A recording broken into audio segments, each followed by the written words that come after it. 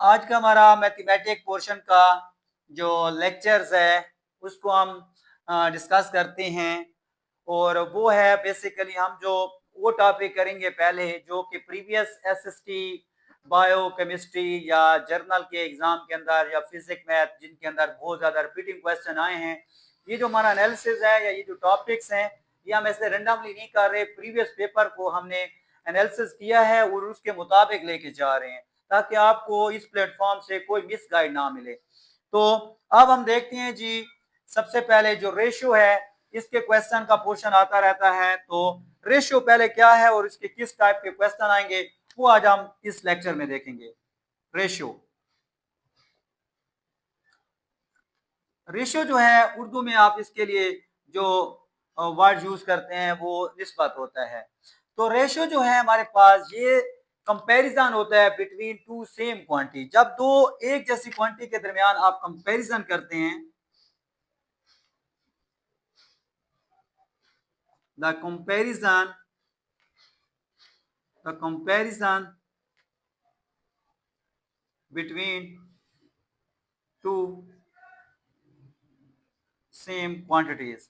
जब दो एक जैसी क्वांटिटी के दरमियान आप कंपैरिजन मुआवजा करते हैं तो उसको हम कहते हैं रेशो।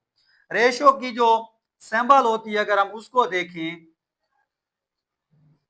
कि कैसे आपको आइडेंटिफाई होगा तो वो आपके पास ऐसे दो डॉट्स होते हैं, ये दो वर्ड के दरमियान लगे हों, ठीक है, दो नंबर के दरमियान, तो आप समझ जाएं कि इनके दरमियान क्या हो रही है, रेशियो हो रही है।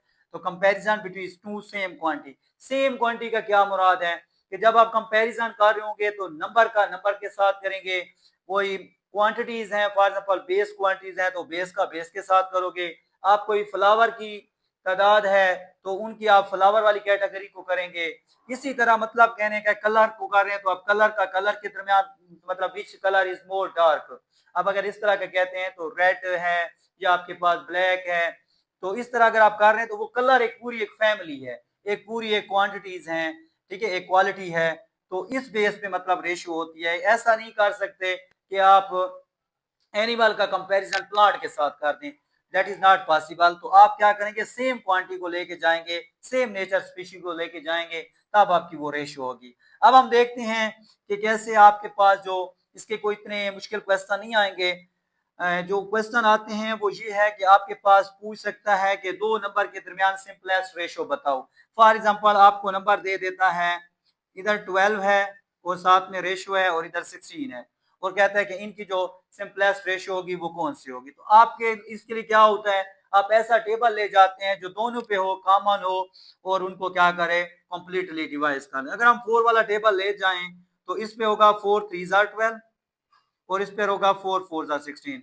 अब ये क्या है, इफ 12 रेशियो 16 का जो सिंपलेस्ट रेशियो है वो हमारे पास 3 रेशियो 4 है। ओके, मीन आपने कॉमन टेबल से उसको डिवाइड कर देना। अब आगे ये क्यों नहीं जा रहा, मीन आगे इनके ऊपर कोई ऐसा टेबल कॉमन नहीं है। अब 3 वाला अलग है, वो ऑड नंबर है, 4 इवन है, तो कोई ऐसा सेम टेबल नहीं है जो इनको मजीद वो करे। ओके, इसके अलावा आपके पास ये पूछ सकता है कि कौन सी नंबर दिए हुए हैं और इसमें कौन सा जो है उसकी रेशियो ग्रेटेस्ट रेशियो है, स्मॉलेस्ट रेशियो है, वो पूछें। आपके पास ऐसा आ सकता है कि विच इज द ग्रेटेस्ट,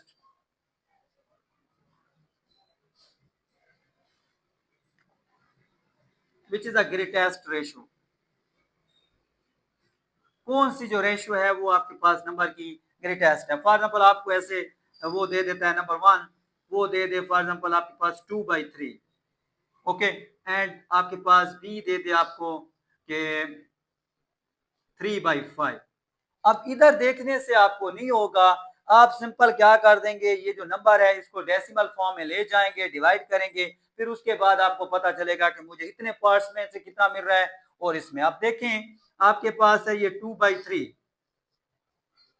तो इस पे ऊपर नहीं जाता ये टेबल आपके पास, इधर आप पॉइंट लगा देंगे, इधर आप क्या लगा देंगे 0, तो 6 3 18, आपके पास 2 बचेगा, फिर इधर सिफर और ये हो जाएगा फिर 6, तो 18, ये बार बार मतलब आपके पास, तो आपके पास ये जो आ रहा है इसका आंसर वो आ रहा है आपके पास 2/3 जो है वो इक्वल है 0.66।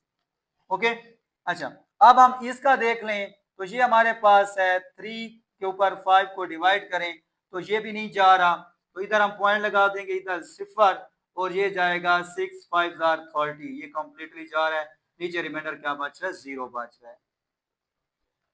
आप देखें इसका जो हमारे पास आया वो आया 3 को 5 पे डिवाइड किया तो हमारे पास ये जो नंबर आ रहा है वो आ रहा है 0.6। अब ये देखें आपके पास 0.6 है कंप्लीटली और ये हमें पास क्या मिल रहा है 0.66, तो मतलब ये नंबर जो है हमारे पास ग्रेटर है इसकी रेशो इससे। तो कौन सी रेशो हमारे पास, which is the greatest ratio, तो वो हमारे पास दैट वन। ओके, अब हम देखते हैं आज के लेक्चर के साथ एक और ही पार्ट है, वो है प्रोपोर्शन, क्योंकि रेशियो प्रोपोर्शन दोनों मिलते जुलते हैं। तो प्रोपोर्शन क्या होगा, इसमें कॉम्बिनेशन ऑफ रेशियोज होगा।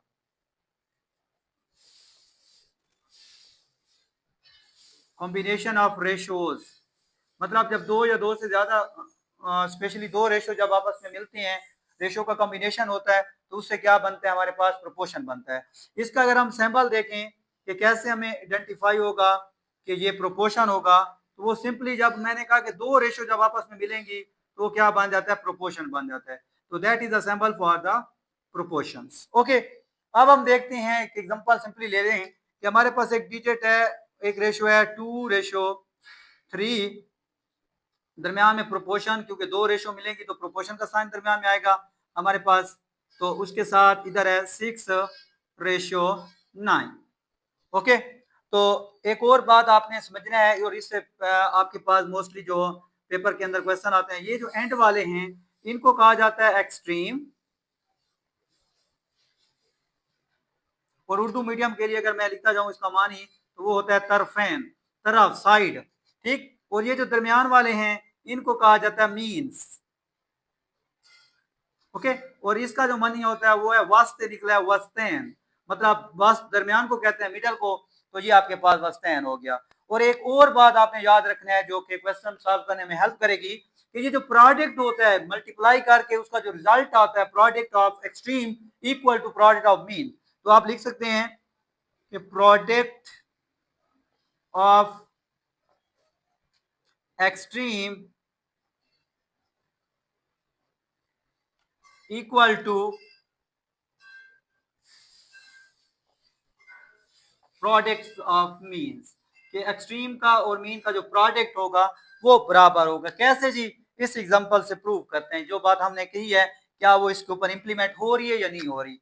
तो देखें हमारे पास इसका ये और ये आपस में 2 × 9, दरमियान में इक्वालिटी का साइन आ जाएगा, और क्या हो जाएगा साथ में 3 × 6, 9 2s are 18 equal to 6 3s are 18।